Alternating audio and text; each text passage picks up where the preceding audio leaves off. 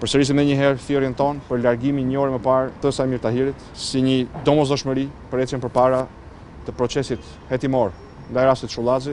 Këtë kërkesë kreu i Partisë Demokratike Lulzim Basha e motivon në lidhje që sipas tij ministri i Brendshëm ka me Emiliano Shullazin dhe mbështetjen që 38 vjeçari ka patur nga qeveria për të ngritur perandorinë e tij kriminale. Emiliano Shullazi me mbështetjen dhe përkrahjen e lidhjeve të tij qeveritare është pasuruar këto 2 vite duke ju vënë pistoletën në kokë biznesmenëve, duke ju thënë o gjobën, o jetën.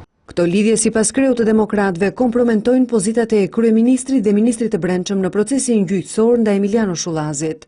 Edi Rama dhe Samir Tahiri janë në zi, janë dhe në këmbë për ta ndalur, për ta sabotuar këtë hetim. Kreu i Partisë Demokratike e bëri këto deklarata pas mbledhjes së grupit parlamentar me dyrë të mbyllura, ku çështja Shullazi dominoi diskutimet. Ish-kryetaria e Parlamentit Josefina Topalli mësohet të ketë vlerësuar ish-kryeministrin Berisha për denoncimet e bëra publike, që çuan në arrestimin e Emiliano Shullazit.